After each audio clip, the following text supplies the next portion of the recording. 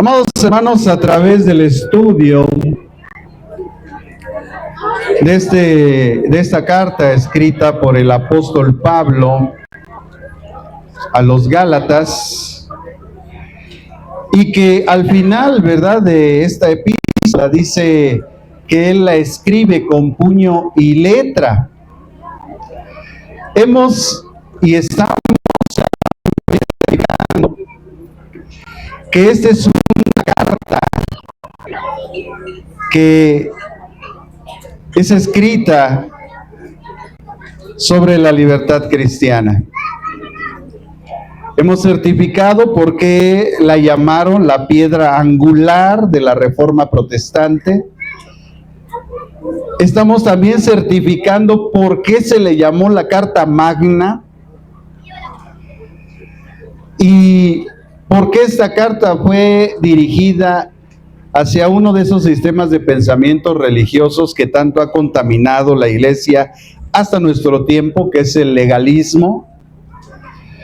Y es porque cada capítulo que hemos estudiado nos ha dado un panorama completamente diferente a veces a lo que muchas personas a veces se nos ha enseñado a través de la vida, pero que a la luz bíblica pues nos damos cuenta que hay algunas equivocaciones o malas prácticas y que en una honestidad como siervos de Dios tenemos y como hijos de Dios tenemos que corregir.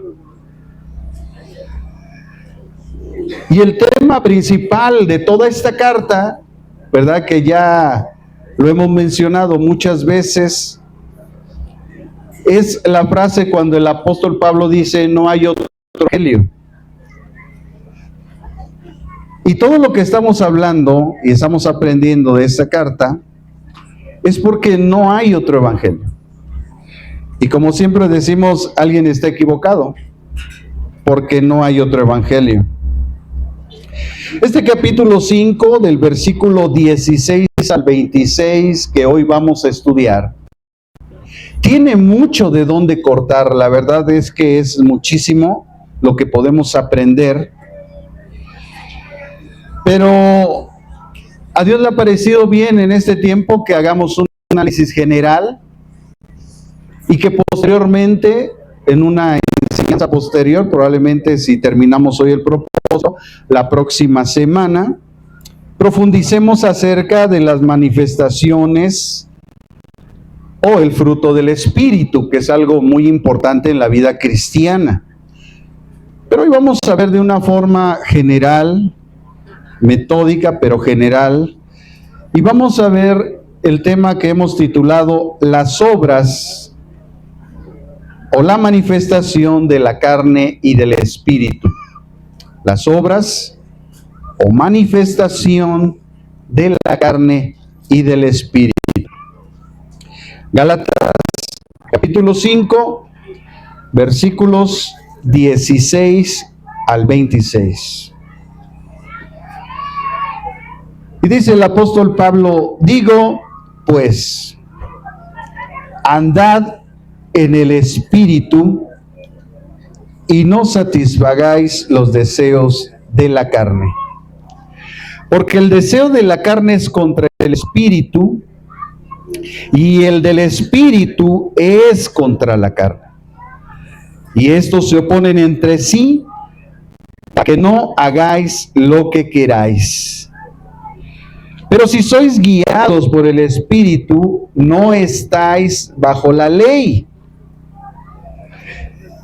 Manifiestas son las obras de la carne, que son adulterio, fornicación, inmundicia, lujuria, idolatría, hechicerías, enemistades, pleitos, celos, iras, contiendas, divisiones, herejías, envidias, homicidios, borracheras, orgías y cosas semejantes a estas. En cuanto a esto os he advertido, como ya os le he dicho antes, que los que practican tales cosas no heredarán el reino de Dios. Pero el fruto del Espíritu es amor, gozo, paz, paciencia, benignidad, bondad, fe, mansedumbre, templanza. Contra tales cosas no hay ley, no hay juicio, somos libres. Cristo dice, han crucificado la carne con sus pasiones y deseos. Y si vivimos por el Espíritu, dice, andemos también por el Espíritu. No busquemos la vanagloria, irritándonos unos a otros, envidiándonos unos a otros. Vimos, hermanos, en nuestro estudio de la semana pasada, que la postura de Pablo era que el camino de la gracia y de la ley se excluían mutuamente. Someterse a la ley era someterse a su cumplimiento total. Para poder entender por medio de un ejemplo y visualizar este punto, supongamos que una persona desea llegar a una ciudad naturalizada de un país y él cumple rigurosamente con todas las reglas, las normas de ese país que se refieren a la adquisición de esa nacionalidad, pero entonces también está obligada a aceptar todas las otras leyes y disposiciones. Así que, como explica Pablo, si un hombre se circuncidaba, adquiría el compromiso de cumplir toda la ley, porque la circuncisión era la entrada a las normas de la ley. Si aceptaba ese camino, le había vuelto la espalda automáticamente a la gracia de Dios, por la que a él le concernía, y Cristo podría no haber muerto nunca por él. ¿Por qué? Porque el camino de la ley hace que la salvación dependa exclusivamente del esfuerzo humano. Y su señal física, en ese aspecto, en esa sujeción, es la circuncisión física, que es un método de evangelio falso de las obras. En contraste, el que toma el camino de la gracia simplemente se abandona incondicionalmente a la misericordia de Dios sin méritos humanos. Su señal es la circuncisión espiritual del corazón, que es el evangelio verdadero de la gracia de Dios. Para Pablo, entonces, lo único que importaba era la fe que actúa por medio del amor. Esa es sencillamente, hermanos, otra manera de decir que la esencia del cristianismo no es la ley, sino una relación personal con Jesucristo. La fe cristiana, hermanos, no está basada en un libro de leyes, sino en una persona. Su dinámica no es la obediencia a ninguna ley, sino a la fe que obra por el amor a Jesucristo. Antes los gálatas sabían esto, pero ahora estaban volviendo a la ley, por lo que Pablo señaló: un poco de levadura leuda toda la masa. Así que en este contexto bíblico de Gálatas 5, para los judíos, la levadura representa una mala influencia. Lo que Pablo quiere decir entonces es que este movimiento legalista que lleva a los creyentes a circuncidarse físicamente y en consecuencia los obliga a guardar toda la ley, pues de la gracia de Cristo ya cayeron, puede que no haya llegado todavía demasiado lejos. Pero tenéis, decía Pablo, que desarraigarlo antes de que destruya toda vuestra vida espiritual. La libertad cristiana, hermanos, no es libertinaje. Por la sencilla, pero tremenda razón del que el cristiano no es una persona que ha llegado a ser libre para pecar, sino que por la gracia de Dios es libre para no pecar. El pecado ya no lo gobierna, por tanto ya no lo obedece, por tanto lo puede vencer. Debido a que Pablo era esencialmente el que la libertad cristiana no se toma como libertinaje para complacer a la parte interior de la naturaleza humana, que es la carne, sino para conducirse en la vida del Espíritu. Por eso es que él hace el señalamiento en este pasaje que leímos. Así que debido al anterior, continúa Pablo haciendo una diferenciación en lo que es la vida en la carne y la vida en el Espíritu, y señalando sus obras o manifestaciones, y señala primeramente una exhortación a andar en el Espíritu. Dice el versículo 16 y 18 de este capítulo 5, con respecto a la exhortación de andar en el Espíritu, dice: digo pues, andad en el Espíritu y no satisfagáis los deseos de la carne. Porque el deseo de la carne es contra el Espíritu y el Espíritu es contra la carne. Y estos se oponen entre sí para que no hagan lo que quieren. Pero si son guiados por el Espíritu, no están bajo la ley. ¿Cómo entendemos bien esto que ha dicho Pablo? Hermanos, andar en la carne para Pablo en este contexto es someterse a la ley. Es andar en el Espíritu, en contraste, es vivir bajo la gracia de Dios. Como ya vimos, estos dos temas contrapuestos están en el libro de Gálatas, la ley y la gracia.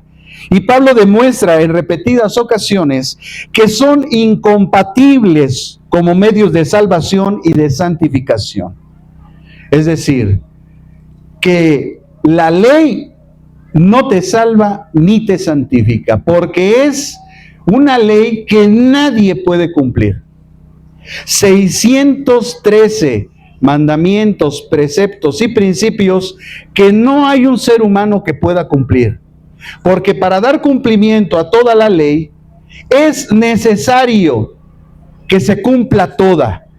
Porque en el momento que fallamos en un solo aspecto, en ese momento fallamos en toda la ley. Ni un ser humano puede hacer eso, solamente nuestro Señor Dios y Salvador Jesucristo. Por eso cuando le preguntaron acerca de la salvación, le dijeron: Señor, entonces ¿quién va a ser salvo?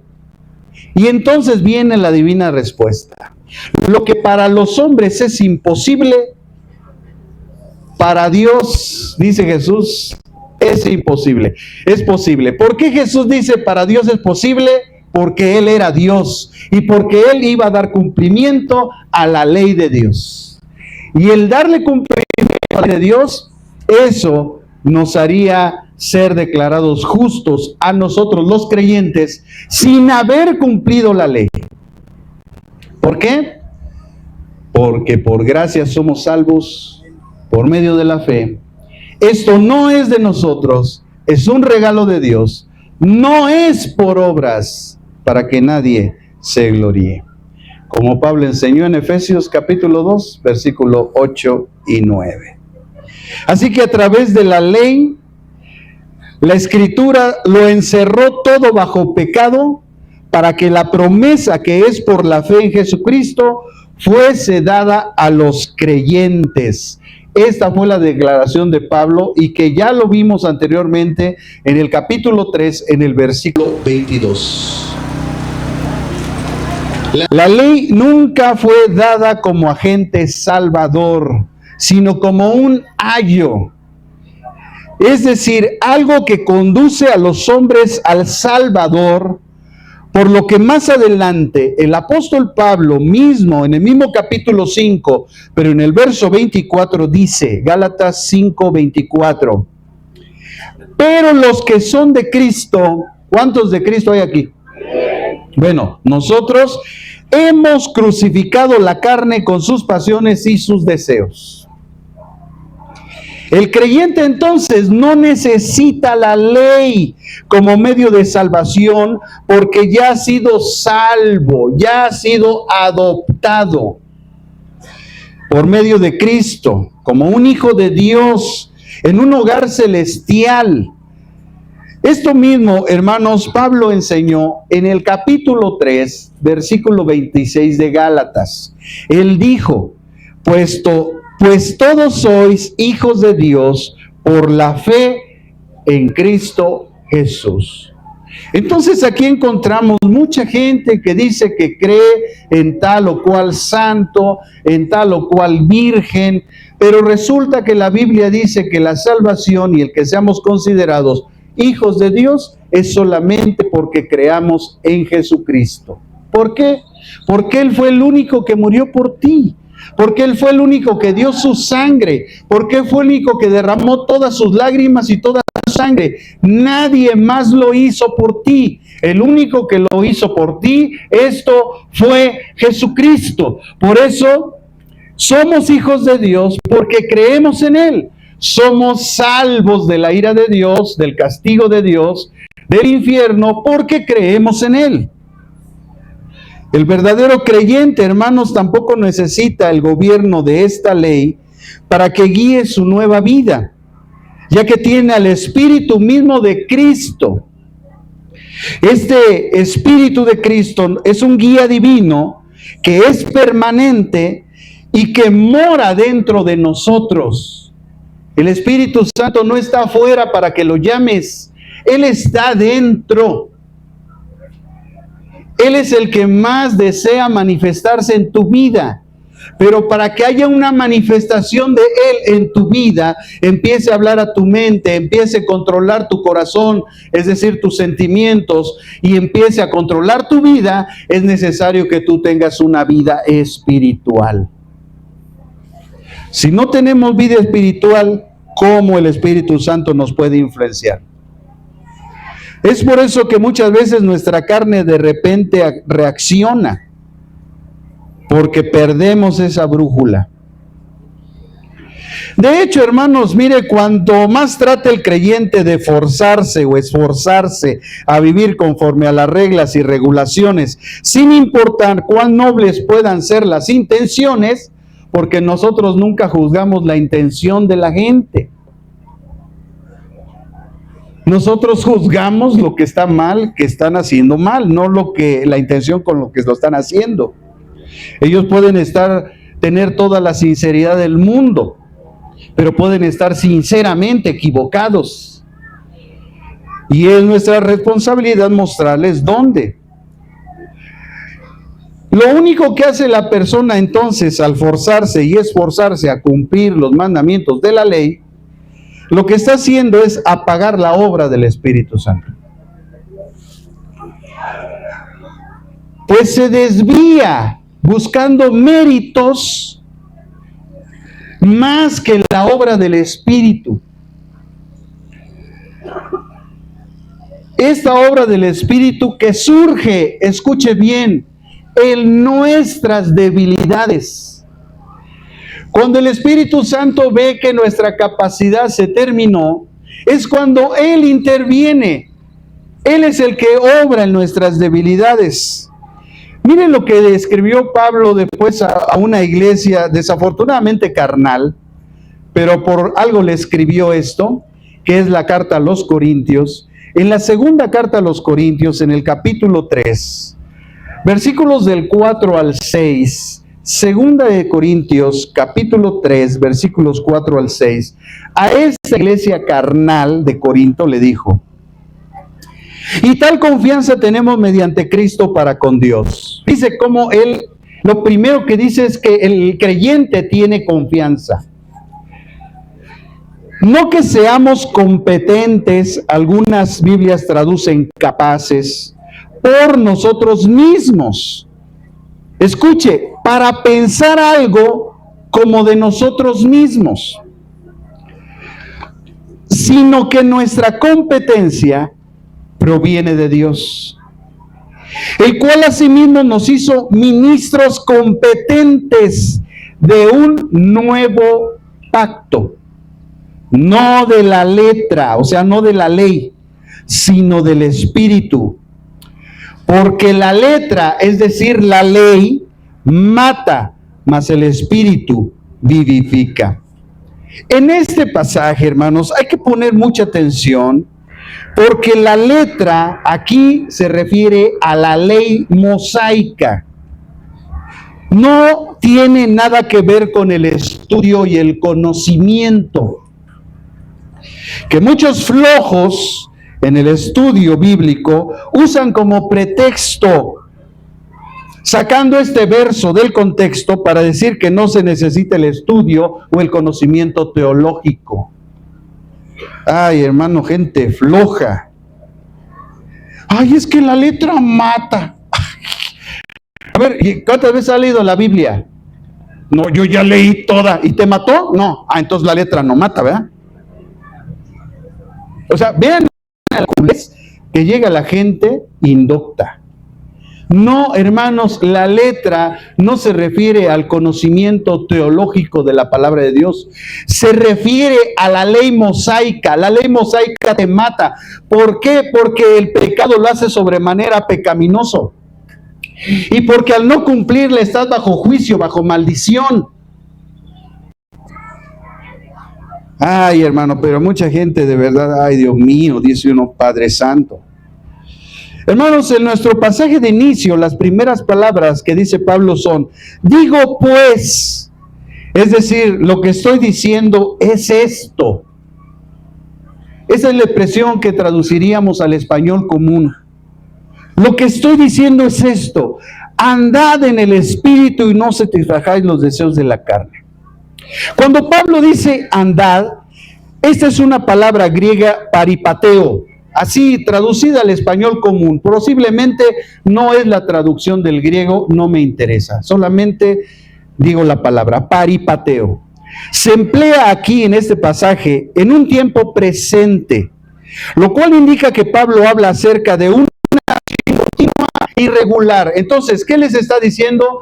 Que continuamente y regularmente anden o caminen en el espíritu. Es una acción regular. No es a veces. Es que a veces nos sentimos espirituales. Es que a veces sentimos al espíritu y a veces no. No. Lo que Pablo dice aquí, andad en el espíritu, está diciendo paripateo. Es decir, que debes de tener una acción continua y regular. En otras palabras, andad se trata de un estilo habitual de vida, estando bajo la gracia de Dios y no por las obras de la ley. Además, el hecho de que este verbo se conjugue, bueno, cuando estudiamos, ¿verdad?, el español, vemos que este verbo está también conjugado en imperativo. Entonces entendemos que nos indica que el apóstol no presenta algo opcional, sino que es un mandato divino, debe de tener cumplimiento. Es una orden a un cristiano, a un creyente verdadero, a una persona redimida por Cristo, nacido de nuevo, que ande en el Espíritu. Ahorita vamos a ver lo que es andar perfectamente bien en el Espíritu, porque hay 2, 3 marihuanos que no sé qué andan haciendo. Si la voluntad, hermanos, si las acciones humanas no tuvieran un papel directo, entonces esta sería la única instrucción que el Nuevo Testamento daría a los creyentes: anden en el Espíritu. El creyente que es guiado por el Espíritu Santo, entonces, debe estar dispuesto a ir donde el Espíritu Santo le guíe y hacer lo que el Espíritu le guíe a hacer. Pero esto no es algo místico. La palabra de Dios es nuestra lámpara, es nuestra lumbrera, es lo que el Espíritu ha revelado.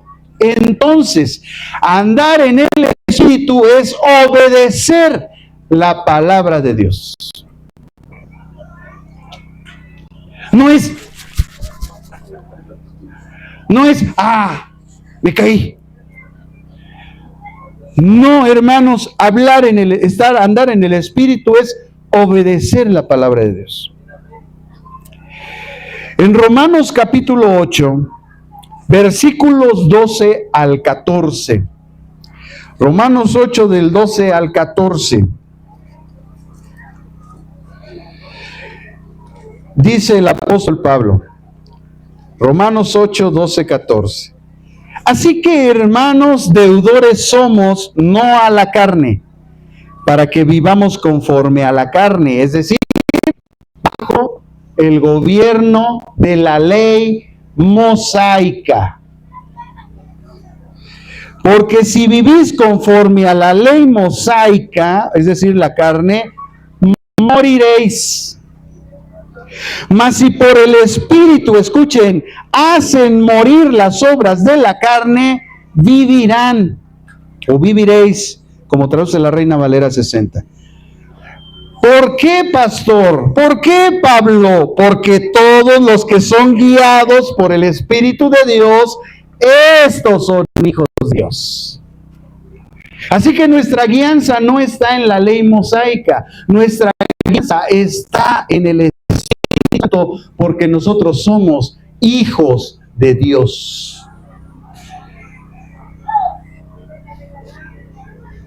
Si alguien afirma entonces que está rendido al Espíritu Santo, pero no participa de forma personal en la obra de Dios, esto quiere decir que esa persona está llamando a Jesús Señor, Señor, pero no está haciendo lo que Jesús dice.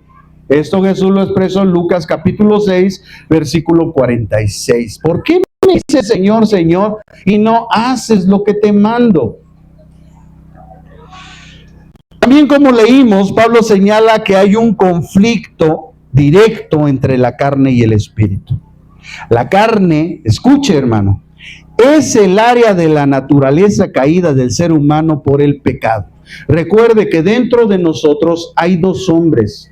Un hombre natural, el cual ya debió haber sido crucificado con sus pasiones, deseos y pasiones, y un hombre espiritual que nació de nuevo. Estos están en una batalla continua, en una batalla espiritual.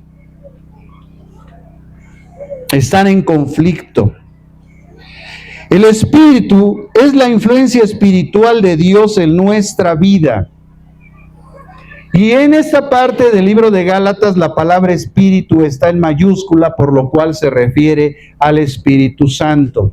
Cuando usted ve en la Biblia la palabra espíritu en mayúscula, se refiere al Espíritu Santo. Cuando la ve en minúscula, se refiere a un espíritu humano o a un espíritu inmundo o de demonios.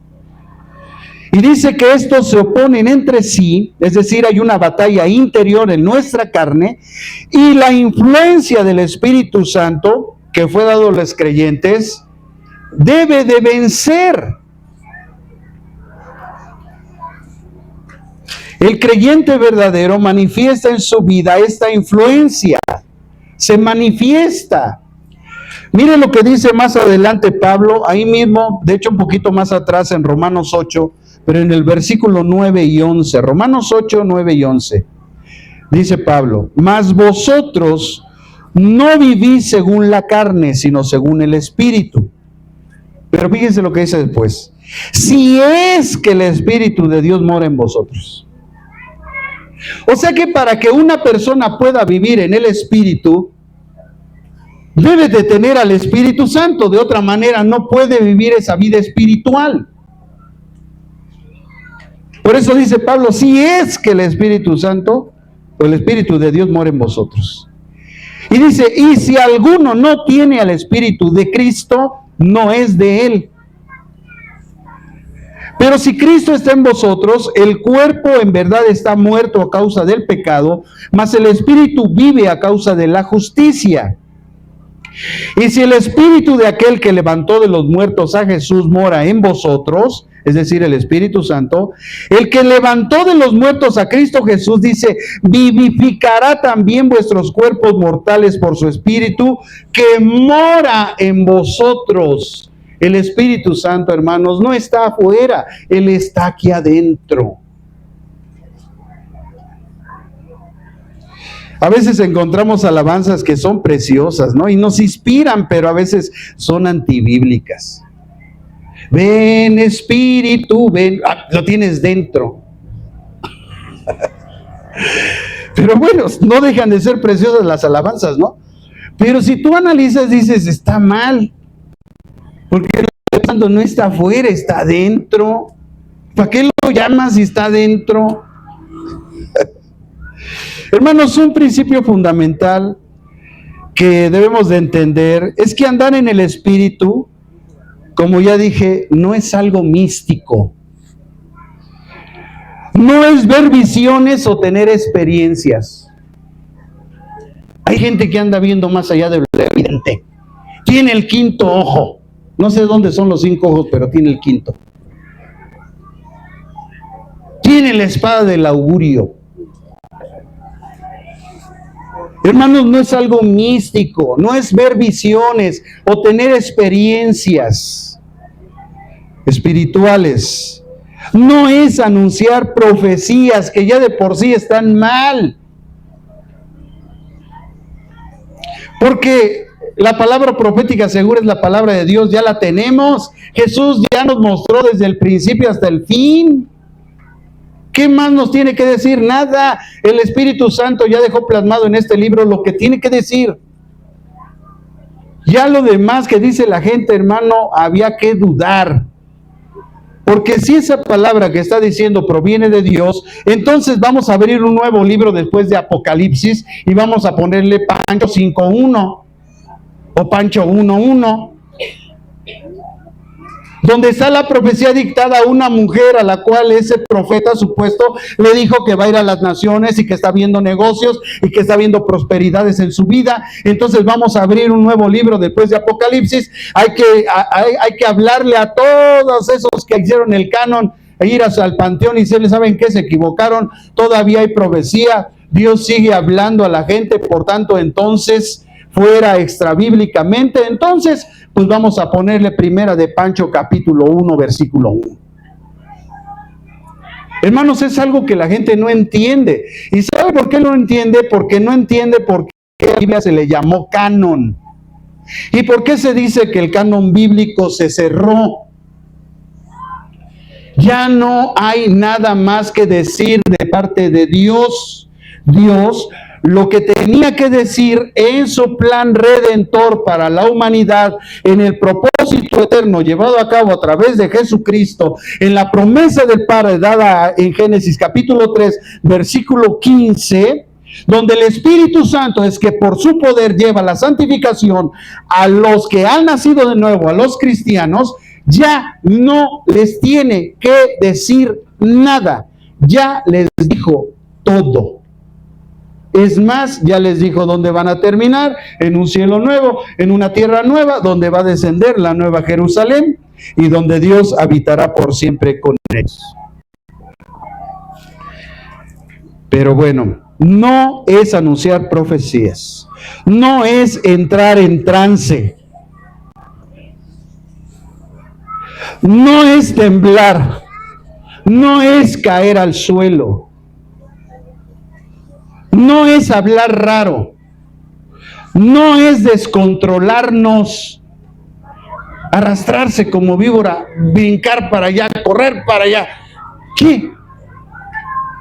Esos hace 3 años estaban en el manicure. No es levitar en el aire.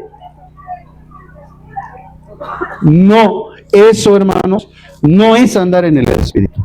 Andar en el Espíritu, escuche muy bien, es un estilo de vida controlado por el Espíritu y manifestar su fruto. Lo voy a repetir, andar en el Espíritu es un estilo de vida controlado por el Espíritu y manifestar su fruto. Si alguien dice que tiene al Espíritu Santo, que está llevando a cabo la obra del Espíritu Santo, entonces lógicamente tiene que manifestar el fruto del Espíritu Santo. Por esta causa dije todo lo anterior. Andar en el Espíritu es tomar el camino contrario a los deseos de la carne, tomar el camino contrario a los deseos de los ojos y tomar el camino contrario de la vanagloria de la vida. Es una vida de guianza y rendición a la voluntad del Padre por medio de la influencia del Espíritu Santo que está en nosotros. Es ceder nuestra voluntad, es someternos a Dios, es que Él se siente en el trono de nuestra vida. Por eso les dijo Pablo, y no satisfagáis los deseos de la carne. Nuestra carne, dice Pablo, nos va a pedir ser satisfecha en sus bajos y pecaminosos instintos. Por lo que la exhortación es a no dejarse llevar por los impulsos de la naturaleza pecadora, es no dejarse arrastrar por los apetitos desordenados, es no ser arrastrado por bajos deseos. Estos pecaminosos instintos están contra del Espíritu y en contra de la voluntad de nuestro Dios. La carne, hermanos, es uno de nuestros enemigos a vencer y es algo personal. Todos estamos batallando con una debilidad. Todos. El problema es que hay pecados más escandalosos que otros. Una persona está batallando con el chisme, con la mentira, con la injuria, tomando cosas que no son de él, de ella, mintiendo. Y hay gente que anda en la lujuria, viendo pornografía en el teléfono, en el internet, fornicando, adulterando. Llámese como se le llame al pecado, el pecado es pecado. No hay pecado pequeño ni hay pecado grande. Para Dios es lo mismo. El estándar de Dios es muy alto. Ustedes oyeron, dijo Jesús, que fue dicho, no fornicarás. Pero dice Jesús, pero yo os digo que si hay alguien que mira a un varón o a una mujer con deseo, ya pecó en su corazón. Es decir, su alma ya se contaminó. Ese pecado lo está engendrando ya. Un día va a dar a luz, si no se arrepiente, si no se cambia su forma de actuar, ese pecado un día va a dar a luz, se va a empezar a engendrar, va a empezar a crecer, lo vas a empezar a alimentar con pornografía, lo vas a empezar a alimentar viendo cosas que no, lo vas a alimentar teniendo lujuria con las personas, deseos carnales, y entonces un día va a dar a luz, un día vas a terminar en la cama con alguien. Amados hermanos, amadas hermanas, la fornicación y el adulterio no empieza en la cama. La fornicación y el adulterio empiezan coqueteando. En el momento que tú, mujer, coqueteas con un hombre, ya adulteraste en tu corazón. Ya eres una adúltera. En el momento que el varón empieza a insinuarse a una mujer, ya adulteró en su corazón. Es un adúltero.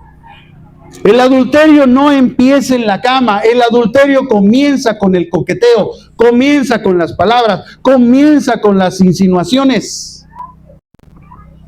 Esa gente es una adúltera. Hermanos, el estándar de Jesús es muy alto. El estándar del nuevo pacto, es alto. Es un llamado a la santificación. Es un llamado a que en el momento que me equivoque, en ese momento pedir perdón a Dios, Señor, perdóname. Me equivoqué. Y enmendar el camino. No dejar que se engendre para que al rato termine en una cama. No. Es no permitirlo en mi mente ni en mi corazón. Es cancelarlo aquí o cancelarlo aquí como sea, pero que no vaya a producir una acción. Que no dé a luz el pecado. La carne es nuestro enemigo a vencer. Es tu enemigo que tienes que vencer. Esas debilidades que tú tienes es tu enemigo a vencer. Y todos sin excepción tenemos una debilidad que tenemos que vencer.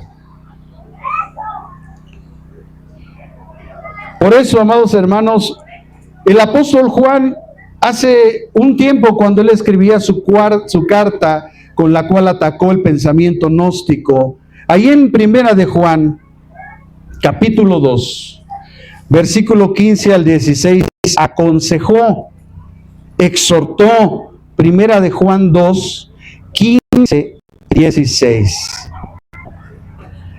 Dice Juan: no améis al mundo, ni las cosas que están en el mundo.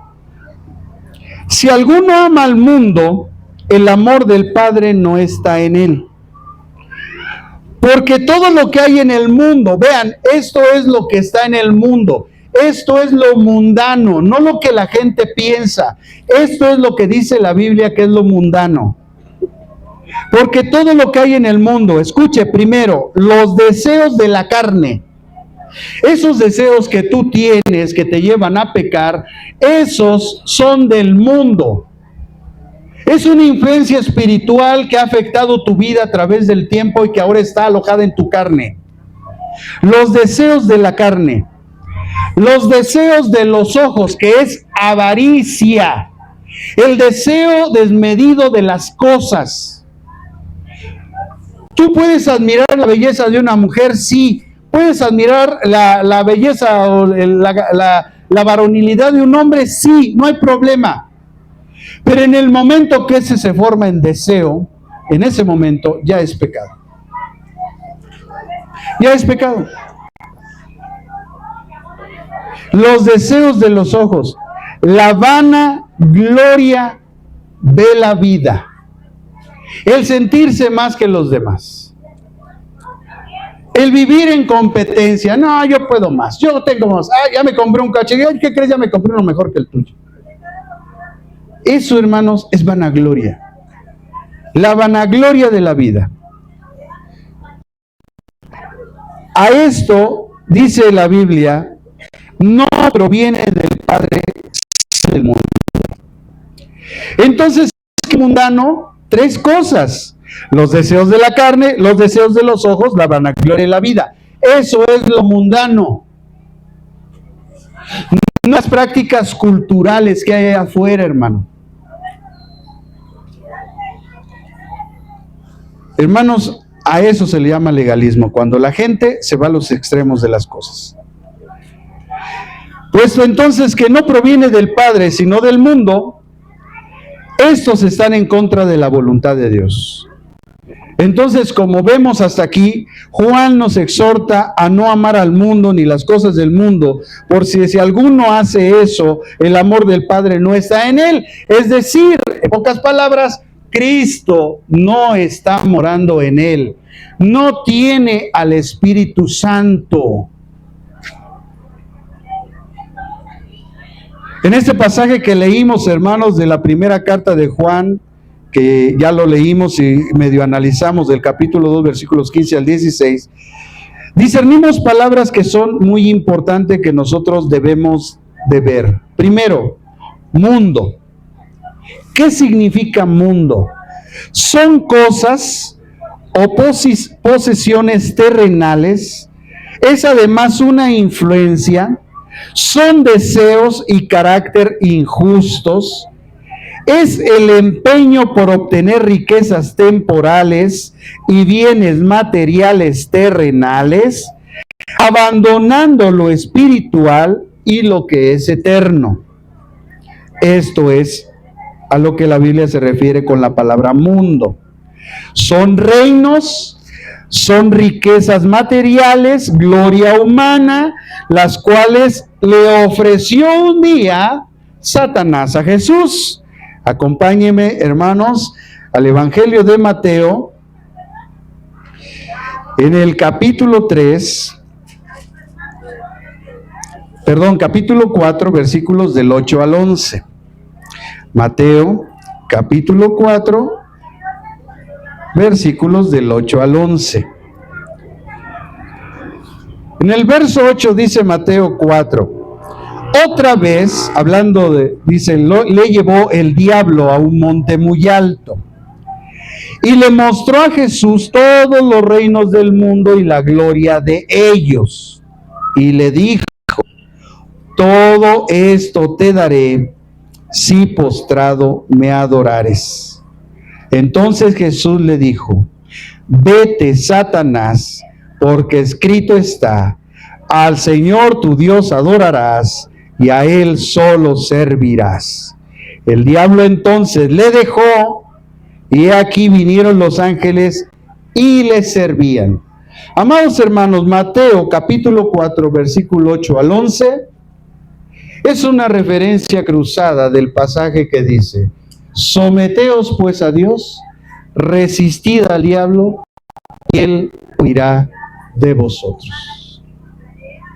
Es decir, que este pasaje fue aplicado en el Nuevo Testamento por los apóstoles, exhortando a la iglesia a someterse a Dios. ¿Cómo te sometes a Dios? A través de la palabra.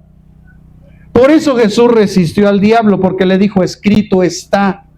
No dijo Dios me habló, no dijo Dios me dijo, Él dijo, escrito está. De esa forma Jesús resistió al diablo, y esa es la forma en que nosotros nos sometemos a la palabra de Dios y resistimos al diablo. ¿Para qué? Para que huya de nosotros. Por eso dice Mateo que el diablo entonces le dejó. ¿Y qué pasó después? Vino la bendición. Porque cuando hay un hombre, hay una mujer sujeto a la palabra de Dios, la bendición viene hacia él. Y dice que vinieron ángeles y lo servían. Nuestro Señor Jesucristo, hermanos, después enseñó en Mateo 16, 26. Vea, Mateo capítulo 16, versículo 26. Mateo 16, 26. Dice, porque ¿qué aprovechará al hombre si gana todo el mundo y pierde su alma? ¿De qué nos serviría que fuéramos reyes de todo este mundo?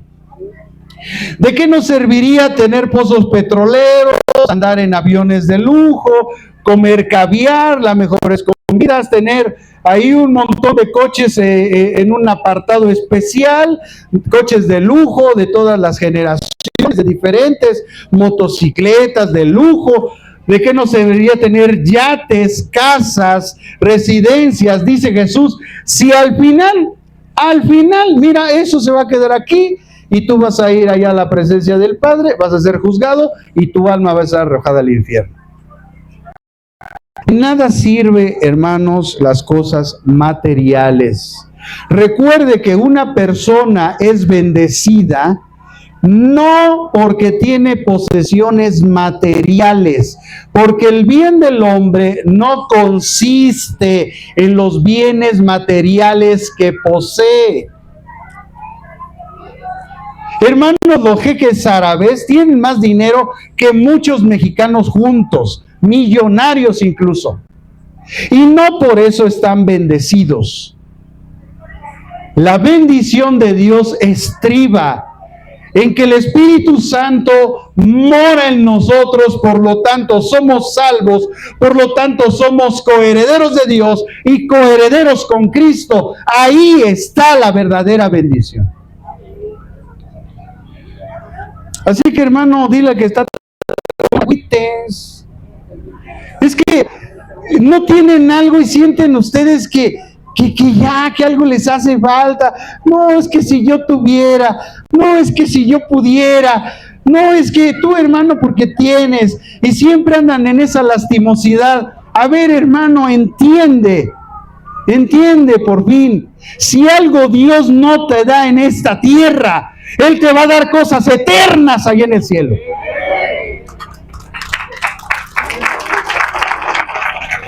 Pero ya no andes lagrimando. Ya hasta le dicen el lagrimita. Ya hasta canta la de Los Ángeles Negros. Sufrir me tocó a mí en esta vida. Llorar es mi destino. Ay, ya no digas. Hermanos, aquí la palabra mundo en este contexto es rendirse a lo celestial por lo terrenal. Perdón, rendirse a lo terrenal nada más. Jesús había dicho en Mateo 16, 24 y 25, si alguno quiere venir en pos de mí, o sea, si alguien no quiere venir a seguir a Jesús, dice, niéguese a sí mismo. Es decir, renuncia a todos tus deseos. Renuncia a todo lo que quieres. Tiene un joven, Señor, es que soy muy rico. ¿Qué crees? Qué difícil es entrar a un rico en el reino de los cielos. Es más fácil que entre un camello en la hoja de una aguja, que un rico entre en el reino de los cielos. Porque para seguir a entrar en el reino de los cielos, primero tenemos que seguir a Cristo. Y para seguir a Cristo hay que renunciar a todo lo que nosotros queremos. Y desear y aceptar y seguir lo que Él quiere. Y ahí está el problema, porque no todos quieren renunciar a lo que quieren. Porque lo tienen tan apechugado. Es que esto es mío, es mío. Al rato te lo da el Señor de una forma o de otra. A ver, Él te lo pidió por las buenas, no quisiste, entonces te lo tumbo todo. A ver, se acabó tu ídolo. Hermano, ¿por qué no vino al culto? No pude, pastor, es que estuve lavando el coche. Wow. No, pastor, mire, de veras, de verdad, hasta le hace, de verdad se lo digo. ¿Verdad? Porque esa tonadita usan, de verdad. Si tuviera coche, yo no falto al culto. Después tiene el coche y ni viene. ¿Era el coche? No, era Él. Hermanos, es nuestra carne, son nuestras pasiones, son nuestros deseos. Por eso Jesús dijo, el que quiera venir en pos de mí, niéguese a sí mismo. Entonces dice, tome su cruz. Es decir, acepte sufrir por mí. Escuche esto, acepte sufrir por mí. ¿Cuántos quieren sufrir? No, hombre. Dios santo, tómaselas por buenas, Señor, pero de verdad yo vi lenguas que temblaron. Sufrir, hermanos. Jesús no nos mintió, Él les dijo, en el mundo tendréis aflicción. Pero ¿cuál fue el llamado? Confíen, yo he vencido al mundo, yo ya lo vencí. Si yo ya lo vencí, quiere decir que les dejé las herramientas por las cuales ustedes pueden vencer. Hermanos, Dios no nos dejó en la guerra sin escudo, sin espada, no nos lanzó así nada más. Él nos dio de su espíritu. Ese mismo espíritu que estaba en Pedro, estaba en Pablo, estaba en Esteban, estaba en todos los discípulos y apóstoles, ese mismo espíritu está en nosotros. El mismo. Nadie tiene más, nadie tiene menos, porque allá afuera hay gente que, no, es que tu pastor no tiene unción, la unción la tengo yo. Yo hago que caiga polvo de oro.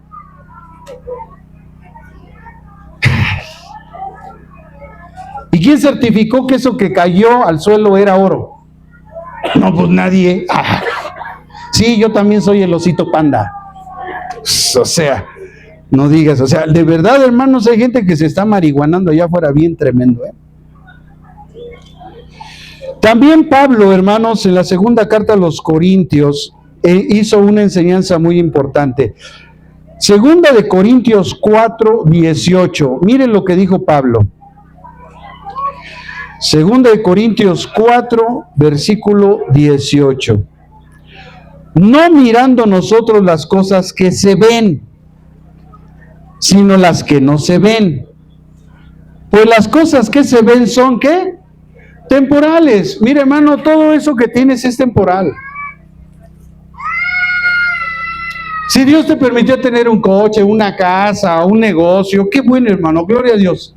Perfecto, pero eso es temporal. Eso no es lo que realmente Dios te va a dar.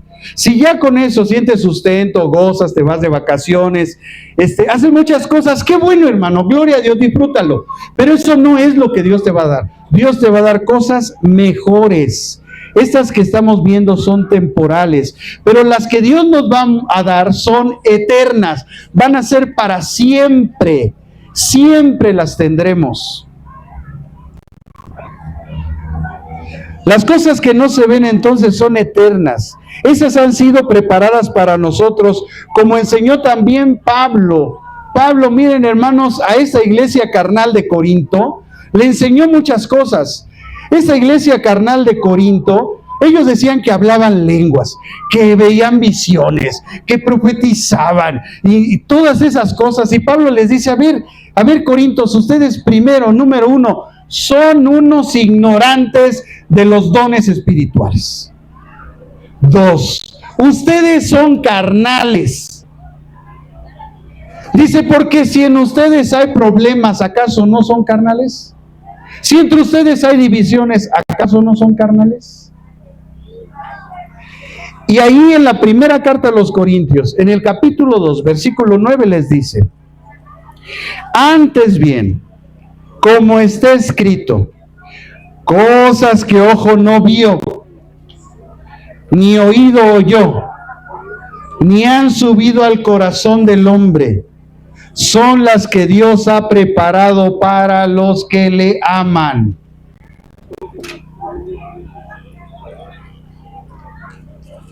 Cosas que ojo no vio. ¿Por qué entonces hay gente allá afuera que se está marihuaneando, dice que fue al cielo, que bajó al infierno?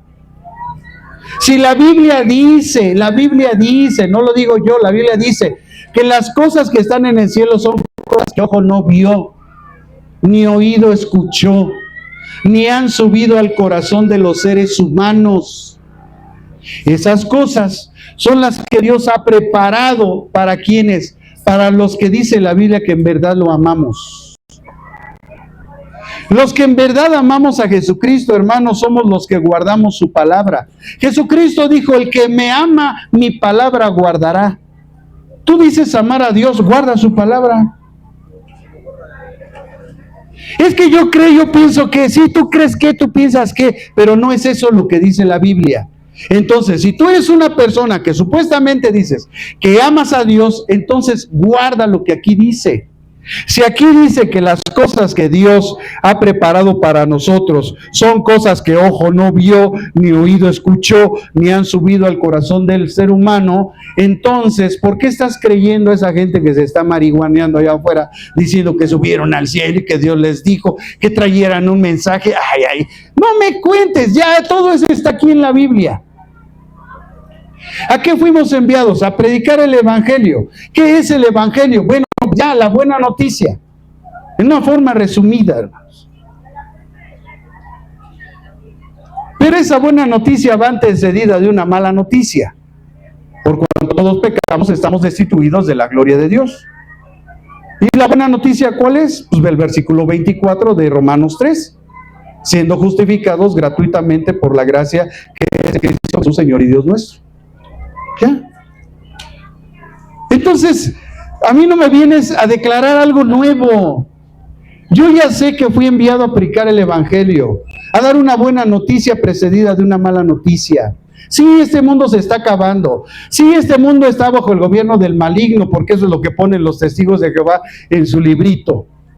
Sí, eso ya lo sé. ¿Pero ese es el Evangelio? No, eso no es el Evangelio. El Evangelio es que Cristo murió por nuestros pecados, que murió y fue sepultado según las Escrituras, y que resucitó al tercer día según las Escrituras. Eso es el Evangelio. Eso es lo que tenemos que comunicar.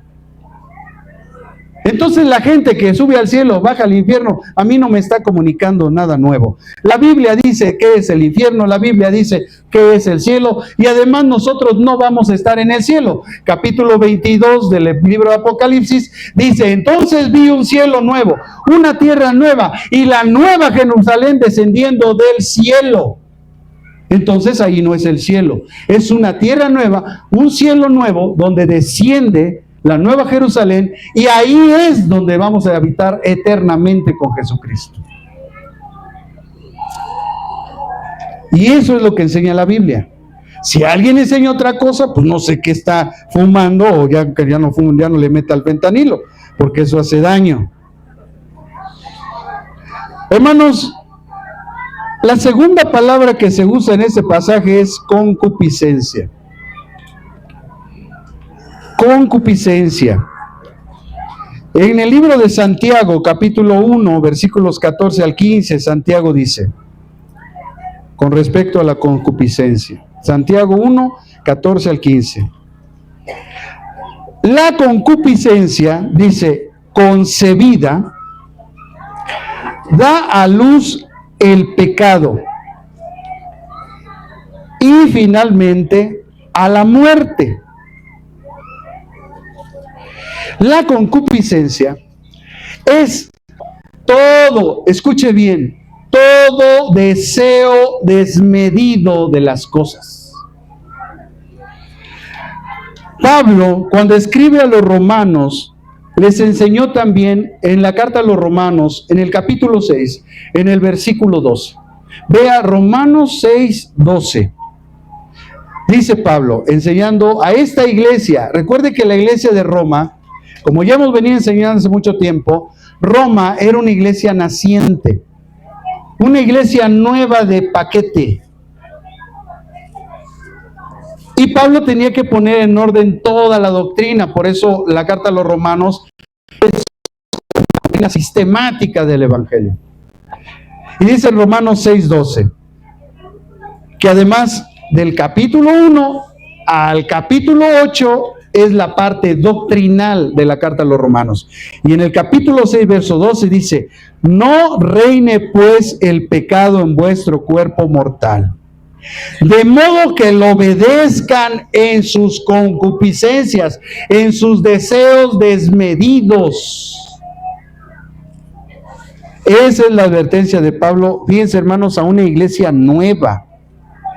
Hermanos, todo esto que hemos mencionado son vanidades, no proceden de Dios, proceden del mundo.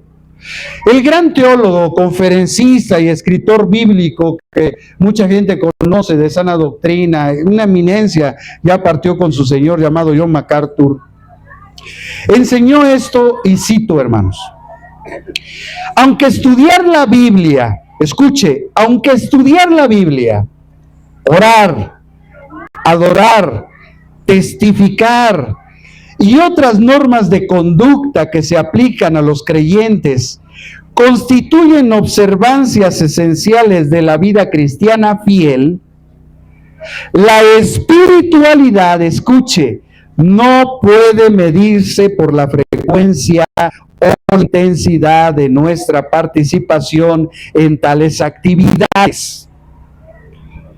Utilizarlas para una medición de la espiritualidad lleva a la trampa del legalismo, cuyos únicos logros se miden por la actitud humana visible.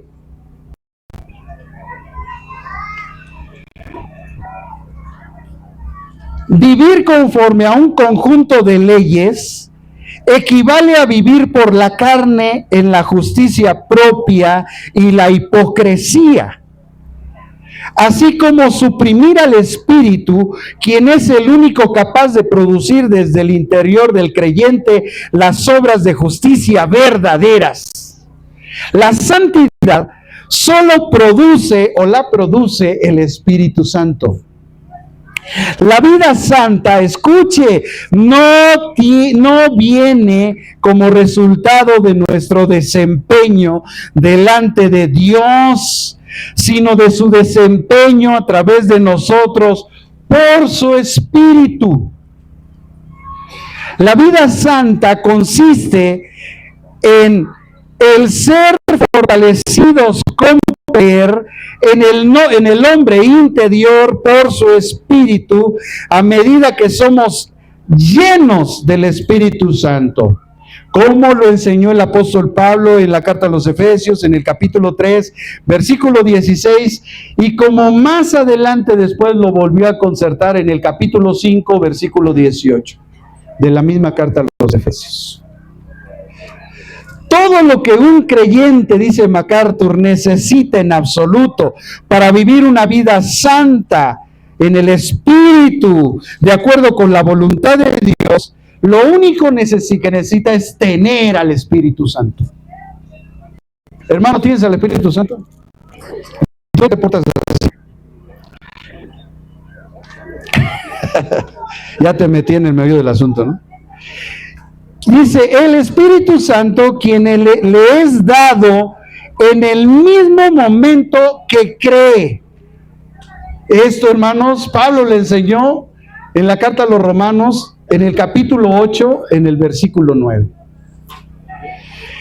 Hasta el cristiano más nuevo, dice MacArthur, y menos enseñado, es habitado por el Maestro y fortalecedor divino de Dios que mora en su propio ser. Aunque el Espíritu Santo utiliza las Escrituras, el Espíritu Santo utiliza las Escrituras para asistir a los creyentes para crecer en la verdad y santidad. Él mismo es la fuente suprema de las virtudes. Hermanos, el Espíritu Santo lo que usa para hacer crecer a los creyentes y llevarlos a ser verdaderamente espirituales es la Biblia, es la palabra de Dios. Hermanos, todo esto, si usted lo quiere concertar, estas palabras que he dicho, usted anótelo por ahí en su casa, busque Colosenses 3:16. Colosenses 3:16, para que podamos avanzar. Y termina señalando John MacArthur: solo el orgullo, escuche, o la ignorancia llevan a un creyente a vivir conforme a una lista de reglas y mandatos extremos en su propio poder limitado y pecaminoso, cuando en realidad puede vivir por el poder interno, perfecto y suficiente del Espíritu Santo. Sin embargo, es lo que muchos creyentes en las iglesias de Galacia trataban de hacer, y lo que muchos creyentes desde aquel entonces se han esforzado también en hacer. Y no han entendido que por gracia somos salvos, por medio de la fe, y esto no es de nosotros, es un regalo de Dios, no por obras, para que nadie se gloríe. Hermano, qué tremendo es cuando no entendemos ese verso tan hermoso de Efesios 2, del 8 al 9. Pablo prosigue entonces en su disertación teológica de este capítulo 5, enseñando después a dejar claro esto y señala cuáles son las obras o manifestaciones, que es lo mismo, de la carne en una persona. Cosas que lógicamente tú y yo debemos de evitar.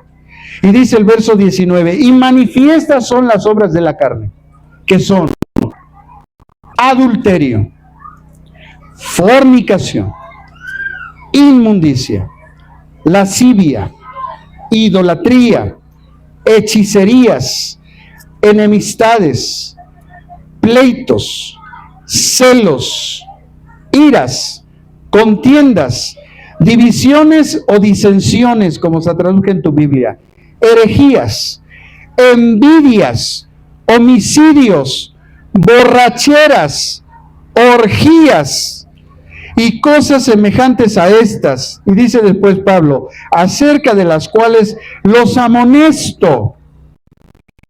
He dicho antes que los que practican tales cosas no heredarán el reino de Dios. Amados hermanos, si hay una continua manifestación en nosotros de estos pecados, lo único que se está manifestando es que tú no tienes al Espíritu Santo. Porque estás practicando este pecado. No vas a heredar el reino de Dios. Lo único que se está manifestando a través de estas actividades que estás haciendo y que están gobernando tu vida, cuando la Biblia dice que el pecado no debe de señorearse de nosotros, no nos debe de gobernar. Es decir, que a veces los cristianos, porque bajamos la pila, porque se nos baja la energía, porque no llevamos una vida espiritual constante, de repente fallamos y nos equivocamos, está bien, no hay problema, el Espíritu Santo nos redarguye de pecado, volvemos a la comunión con Dios, seguimos adelante. Pero hay gente, y digo solamente hay gente, que continúa constantemente bajo este pecado, estos pecados que están aquí. Este principio, hermanos, de manifestación o obra de la carne, contrasta con el principio que Dios un día dio, inspirando por el Espíritu Santo a Pablo en Romanos 13:14, cuando les dijo, vestíos del Señor Jesucristo y no preveáis para los deseos de la carne. Porque andar en el Espíritu tiene que ver con lo que Pablo también enseñó en Romanos 13:13. Dijo, andemos como de día, honestamente. Una persona que anda en el Espíritu es una persona honesta.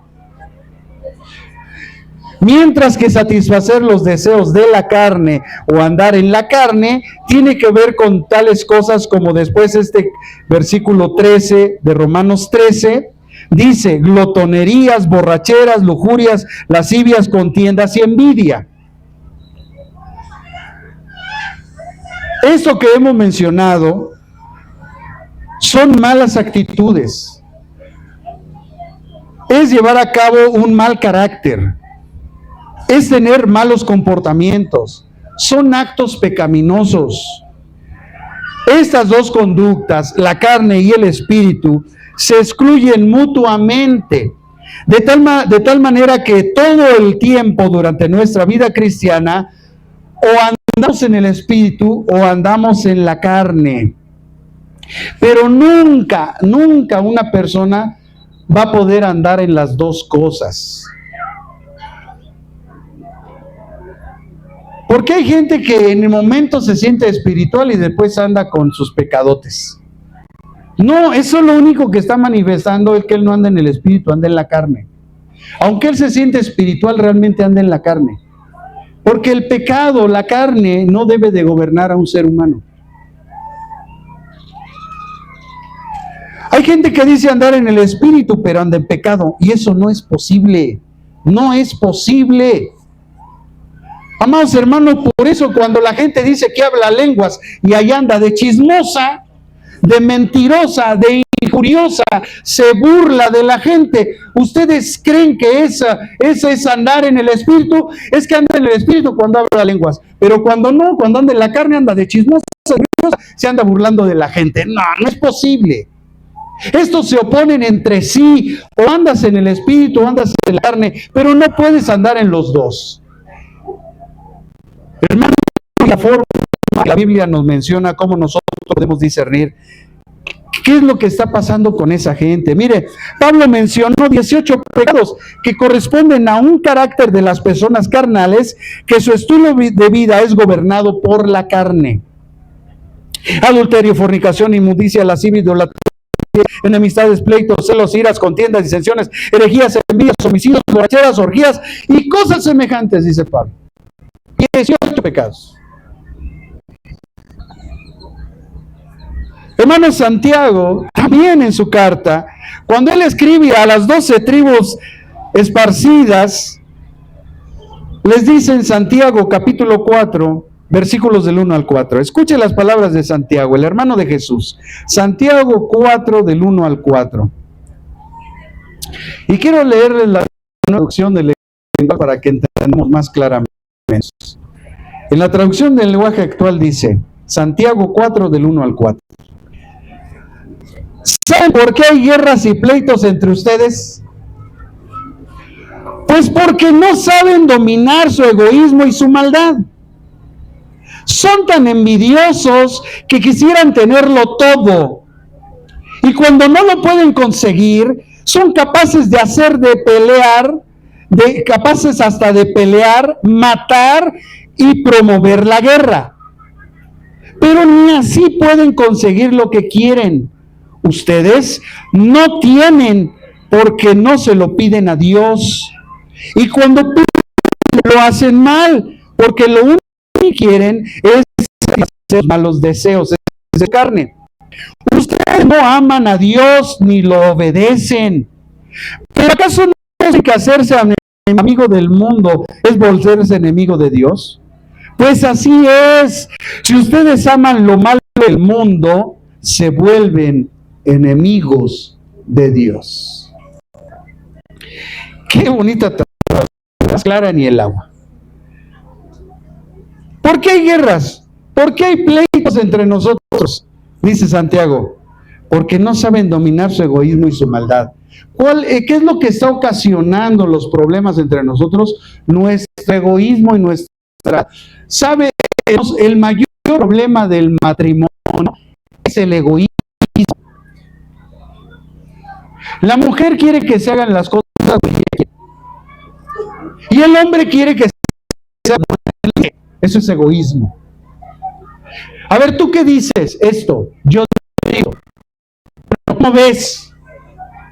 Ya nos estamos poniendo, ¿cómo ves? Ok, vamos a hacerle como tú dices, pero si no resulta, le vamos a hacer como yo digo, ¿sale? O vamos a hacerle como yo digo, y si no resulta, le hacemos como tú dices. Padre Santo, se acabó el problema. No, es que Pancho, pastor, no me sigas a Pancho, es que yo le digo a Pancho, ay, egoístas. Amados hermanos, por principio nosotros no nos casamos para ser felices. Nosotros nos casamos para hacer feliz a nuestra pareja.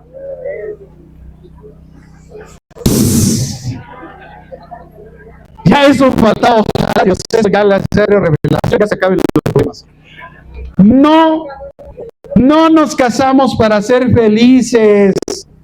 A ver, mujer, te voy a preguntar, ¿tú crees que vas a ser feliz con ese que escogiste?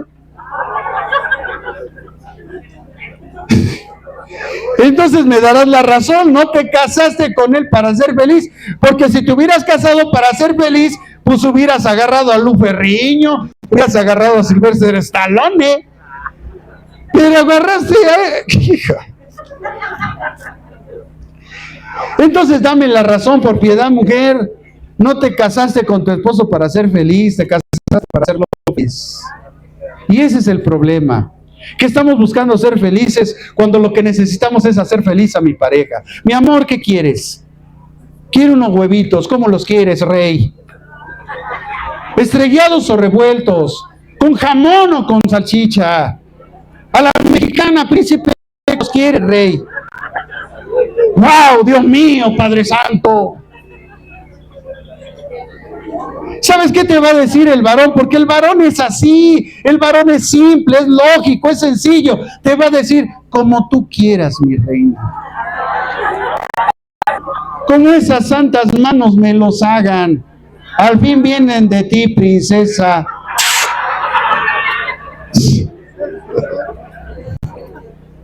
Arroz, se acabó el asunto, pero no, empezamos con nuestro egoísmo.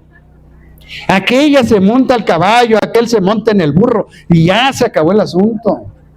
Están peleando. Hermanos, miren lo que dice Santiago claramente. ¿Por qué hay guerras, pleitos en ustedes? Porque no saben dominar su egoísmo. ¿Y por qué? Porque detrás de ello hay maldad. Hay maldad.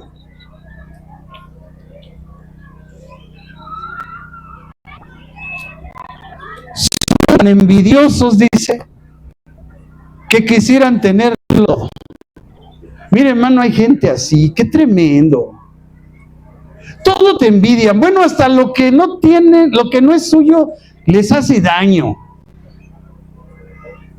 Ay, ya se cree mucho. Ay, Dios mío, pues ¿qué? ¿Yo qué? No, es que si tiene un coche, pues a lo mejor robó, a lo mejor anda en el narco, y empieza la gente. Esa gente se para tarde, no trabaja, no tiene nada, pero anda criticando a aquellos que se paran temprano, trabajan, se acuestan tarde y están juntando, están ahorrando y un día consiguen el anhelo de su corazón y después reciben las críticas de los demás. Hermano, mire, se compuso hubo una cuestión de los papeles de mi coche, ya no lo pude traer. El pastor Beto me prestó su coche. Llegué a la alianza de pastores. ¿Qué pasó?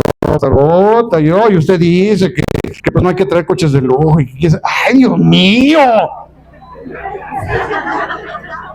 A ver, carnal, me lo prestaron.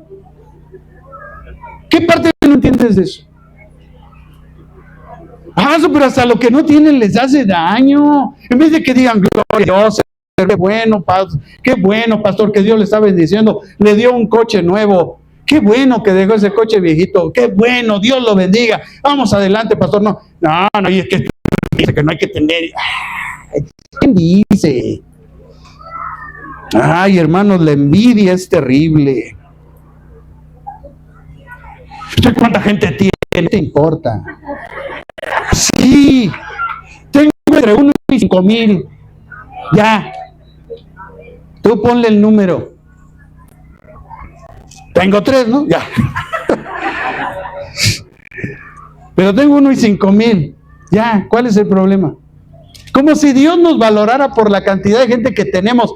Él no nos califica por eso, Él nos califica por nuestra fidelidad. Porque somos fieles a Él y somos fieles a ustedes, nada más. Él no está viendo cuánta gente, Él sabe que a uno le dio un talento, a otro le dio 3 y a otro le dio 5. Aquí lo importante es que pongamos a trabajar los talentos, que invirtamos, que confiemos en lo que Dios nos ha dado. Hijo, dice, ¿verdad? No, qué bárbaro. Entonces dice Santiago, no pueden conseguir lo que quieren, porque ustedes no tienen, porque no se lo piden a Dios. ¿Y por qué no lo pueden pedir a Dios? Porque viven en pecado, viven en egoísmo, viven envidiando. No pueden tener las cosas. Lo que Pablo entonces y Santiago están diciendo es que la realidad de la presencia del Espíritu Santo o de la carne se pondrá de manifiesto por la conducta de nuestra vida. La conducta de tu vida dice si eres carnal o eres espiritual. ¿Qué es tu conducta?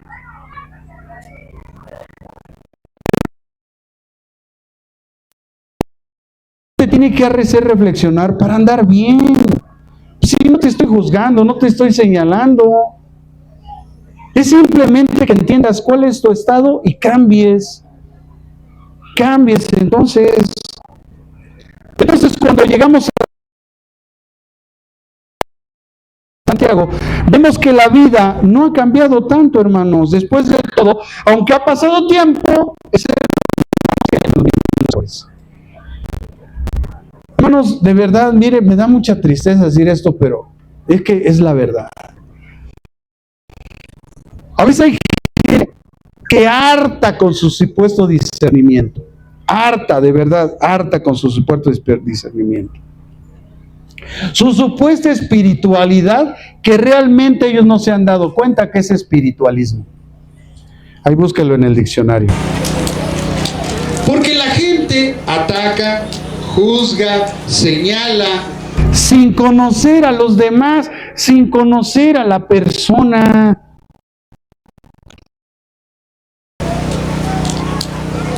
Se sienten espirituales, pero no pueden discernir qué les está estorbando para que avance su ministerio. Se andan espiritualizando a toda la gente, sí andan juzgando a los pastores y a los líderes, sí andan, pero ellos no ven lo que a ellos les está estorbando para avanzar. ¡Qué tremendo! Entonces, ¿de qué sirve ese discernimiento? De nada, porque el discernimiento es dado para el ser humano para avanzar, para ver, para saber, para que mi vida salga adelante. No, pero se sienten espirituales. ¿Qué es lo que realmente les está molestando, hermanos? Que realmente tú señalas una práctica mala doctrinal y se ponen en el saco automático, porque ellos andan en esos malos pasos. En vez de que corrijan, no, porque le tumbas su mina de robo, porque hacen mercadería del evangelio. ¿Qué es hacer mercadería del evangelio? Es usar la palabra con fines económicos. Eso es hacer mercadería del evangelio. Usar la palabra con fines económicos. Aquí entra la supuesta cuestión de que tú dale 100 y Dios te regresa 1000. No, hermanos, Dios no tiene la obligación de darte nada, ¿eh? Es más, Él ni siquiera está obligado para salvarte. Él te salvó por su bendita y misericordia, nada más. Pero si Él te deja ir al infierno, Él no deja de ser justo. Porque la paga del pecado es muerte, y eso es justicia. Si Él te manda al infierno, Él sigue siendo justo. Pero a Él le plació enviar a su Hijo, enviar un mensaje para tu salvación y mi salvación.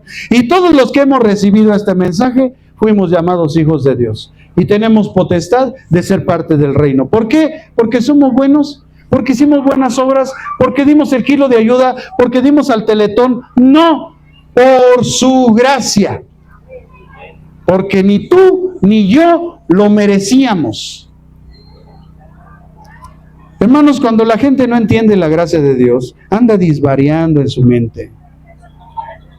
Entonces les timba su mina de robo, pues hace el mercadería del evangelio. Miren, hermanos, no voy a decir nombres, pero sí voy a decir lo que hacían.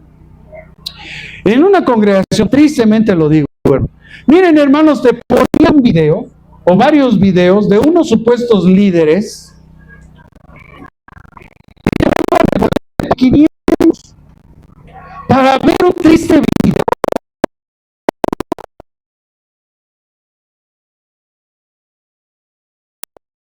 Supuestos líderes que cobraban más de 1,000 pesos, nada más porque te sentaras ahí y estuvieras viendo un video.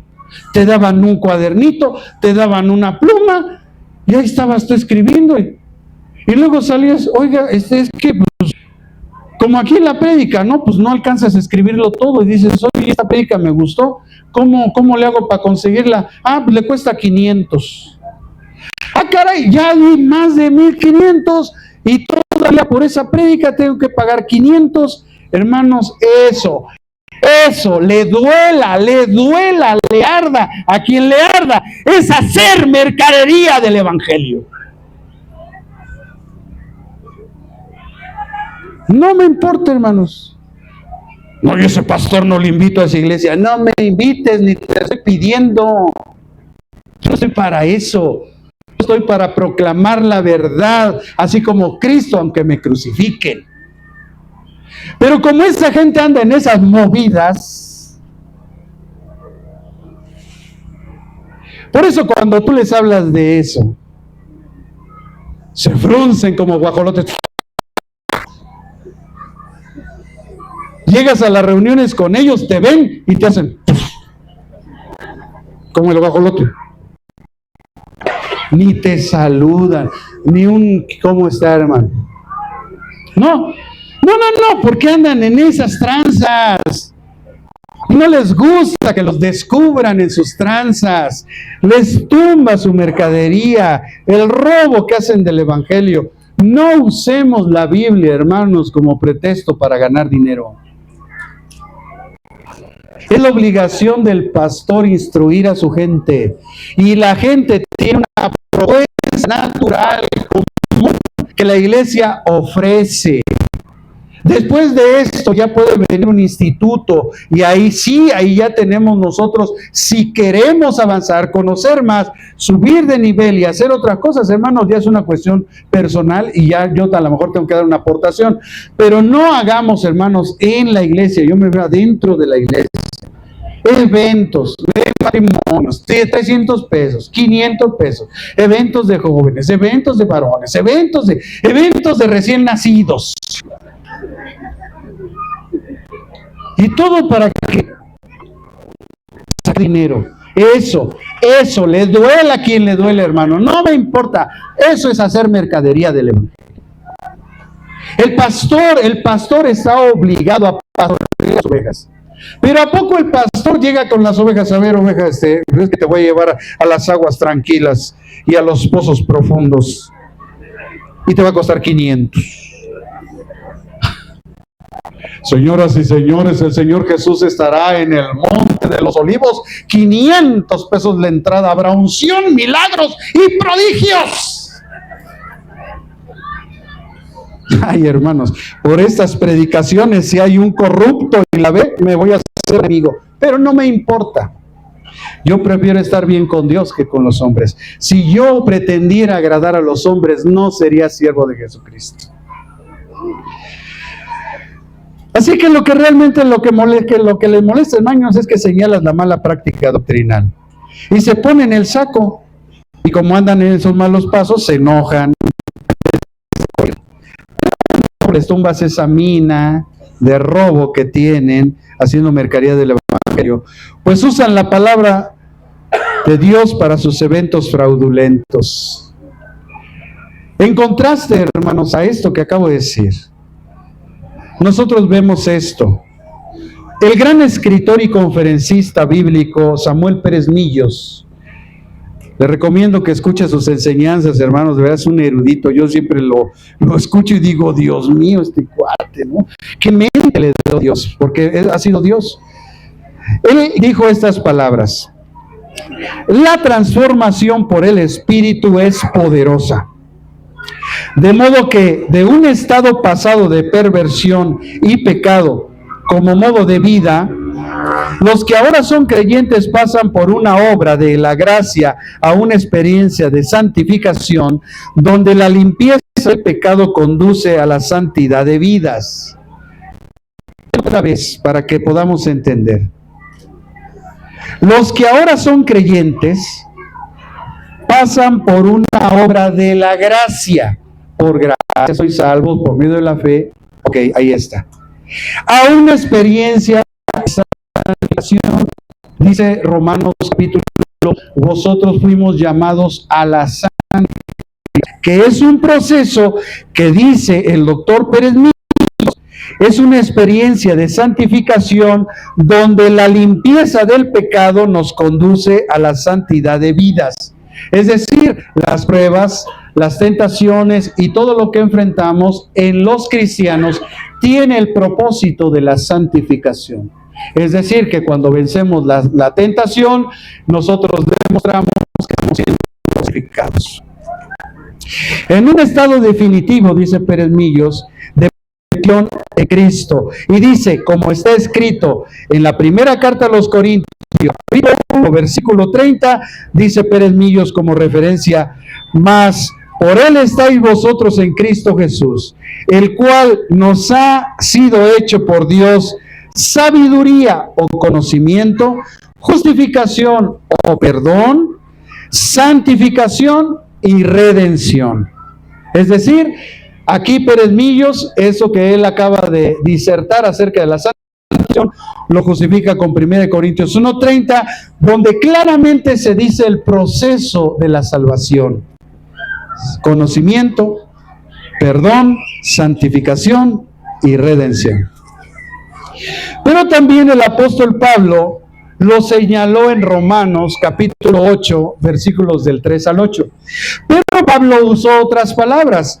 Romanos 8, del 3 al 8, dice Pablo: porque lo que era imposible para la ley por cuanto era débil por la carne, Dios, enviando a su Hijo en semejanza de carne de pecado, y a causa del pecado, condenó al pecado en la carne, para que la justicia de la ley se cumpliese en nosotros, que no andamos conforme a la carne, es decir, conforme a la ley, sino conforme al Espíritu. Porque los que son de la carne piensan las cosas de la carne, pero los que son del Espíritu, las cosas del Espíritu, porque el ocuparse de la carne es muerte, pero el ocuparse del Espíritu es vida y paz, por cuanto los designios de la carne son enemistad contra Dios, porque no se sujetan a la ley de Dios, ni tampoco pueden, y los que viven según la carne no pueden agradar a Dios. Entonces, como vemos, tiene que ver con lo que la gente llama de forma equivocada ser espiritual. Ellos piensan que ser espiritual es temblar, es tirarse al piso, es hablar raro, es aventar profecías, es viendo visiones. Hermanos, ser espiritual es un estilo de vida.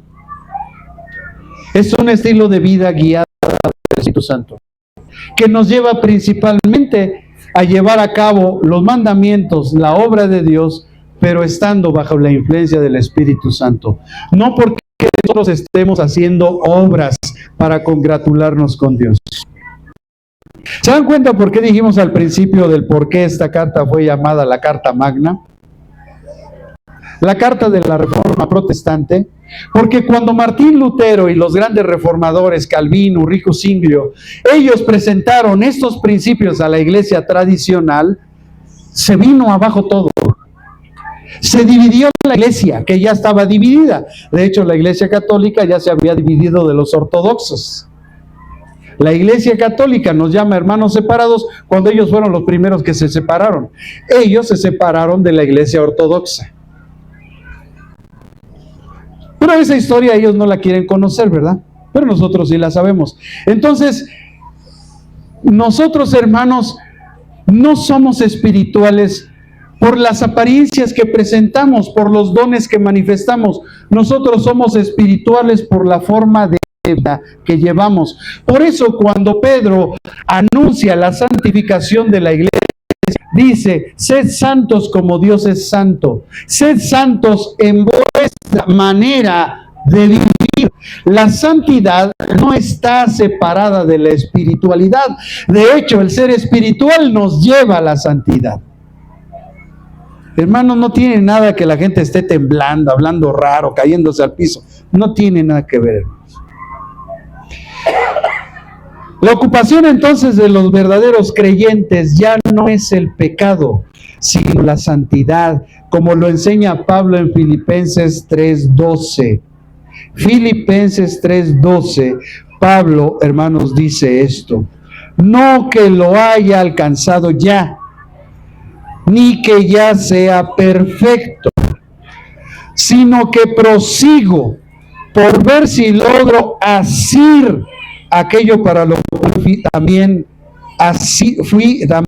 asido por Cristo Jesús. Así que el cuerpo del creyente es el santuario de Dios, como se confiesa en 1 Corintios 6:19. Lo voy a repetir: el cuerpo del creyente es el santuario de Dios, como lo señaló en 1 Corintios 6:19.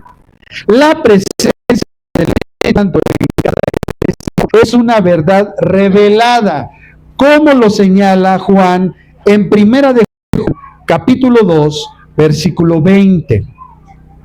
El creyente que ha nacido de nuevo tiene un personal, debe vivir en la esfera de la vida nueva que le ha sido dada, como dice Pablo en Colosenses capítulo 3, versículo 1 al 3. Y para ello ha de considerar respecto al pecado, como dice Romanos capítulo 6, versículo 12. Dejando entonces el creyente de vivir en esclavitud pecaminosa para caminar en la condición de siervo de la justicia, como Pablo lo enseñó en el capítulo de Romanos, capítulo 6, versículo 13, versículo 14, versículo 17 y versículo 18. Vivir en el Espíritu, hermanos, significa andar en la viviendo honestamente, como lo señaló Romanos 13:13, que ya leímos. Todos, hermanos, todos debemos de reconocer primero que somos incapaces de vencer sobre la carne por el propio esfuerzo. Está establecida en la naturaleza caída del ser humano que todos también tenemos, pero por tales motivos es necesario nacer de nuevo para que haya una lucha donde el Espíritu al final va a salir vencedor y todos estaremos en el reino con nuestro Señor. Enseña que sigue el cristiano, que se convierte, es que en él hay un campo de batalla donde la carne, que procura generar las concupiscencias contrarias al Espíritu, lucha contra el Espíritu y contra la carne. Pablo amonesta entonces a la iglesia con respecto a las obras de la carne y le dice a la iglesia de Galacia, acerca de las cuales os amonesto, como yo lo he dicho antes, los que practican tales cosas no heredarán el reino de Dios. ¿Por qué no heredan el reino de Dios? Porque al manifestar su carnalidad y las obras de la carne, manifiestan que no son salvos, que no nacieron de nuevo, por eso no heredarán. Su vida de la carne manifiesta lo que realmente son. ¿Por qué? Porque por el fruto se conoce a la persona. Este poder, hermanos, del Espíritu Santo, aunque es tuyo, es la traslación de la experiencia victoriosa del poder de Cristo que vino con él a la experiencia cristiana de nacer de nuevo. Es decir, el poder del Espíritu Santo vino a tu vida cuando tú naciste de nuevo. Este poder va a vencer todo lo que este mundo, la carne y Satanás pone frente de ti. Por eso Pablo en Filipenses 4:13 dijo, todo lo puedo en Cristo que me fortalece. Porque es el poder del Espíritu Santo, hermanos, el que nos da el poder de vencer todo lo que este mundo, la carne y el diablo nos pone enfrente. Así, hermanos, se muestra realmente nuestro estado espiritual. Si alguien anda en la carne, pues manifiestas son las obras de la carne. Si alguien anda en el Espíritu, manifiestas son las obras del Espíritu. ¿Y cuáles son las obras del Espíritu? Más las obras del Espíritu es amor, gozo, paz, paciencia, bondad, benignidad, fe, mansedumbre y templanza. Ahora escuche esto. En manifestaciones, amor, gozo, paz, paciencia, bondad, benignidad, fe, mansedumbre y templanza, por ejemplo, amor y gozo y paz es una manifestación, un fruto del Espíritu que se dirige hacia Dios. La paciencia, la benignidad, la bondad es una manifestación o virtud del Espíritu dirigida hacia el prójimo. El prójimo lo que necesita de nosotros es paciencia, benignidad y bondad. Dios lo que exige de nosotros es amor, gozo y paz. La fe, la mansedumbre y la templanza es una manifestación propia de nuestro ser, de nuestro carácter. Nuestro carácter debe de estar lleno, hermanos, de fe, de mansedumbre y de templanza. El propósito de Dios es que el cristiano lleve fruto, realmente mucho fruto. Y estos son las habilidades y recursos naturales que Dios ha puesto en ti y ha puesto en mí. Amados hermanos, cuando Dios habló a Josué, ¿recuerdan ustedes las palabras de Josué? Recuerden que Josué se encuentra en el Antiguo Testamento. Él estaba bajo un pacto condicionado, un pacto donde se requería forzosamente lo que Dios le dijo. En el versículo 6 de Josué capítulo 1 le dice, esfuérzate y sé valiente, En el versículo 7 le dice Dios, solamente esfuérzate y sé muy valiente.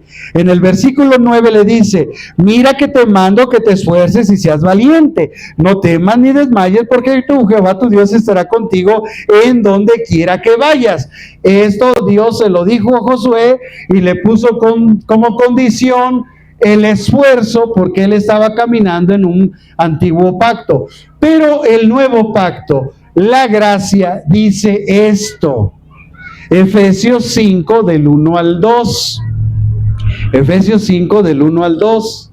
La gracia en el nuevo pacto no dice esfuérzate y sé valiente. En el nuevo pacto dice Dios, sed pues imitadores de Dios como hijos amados. Este es un estilo de vida espiritual. Esto es andar en el Espíritu. Sed pues imitadores de Dios como hijos amados y andad en amor, como también Cristo nos amó y se entregó a sí mismo por nosotros, ofreciendo sacrificio a Dios. Aquí, hermanos, en la gracia no hay esfuerzo. No es lo que tú haces, es lo que Cristo hizo. Y la buena noticia es que Cristo ya lo hizo todo.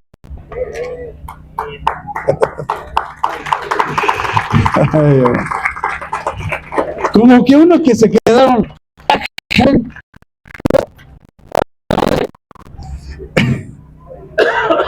Hermanos, la vida en el nuevo pacto, en la gracia, no es por esfuerzos humanos, no es por obras, es por lo que Cristo hizo.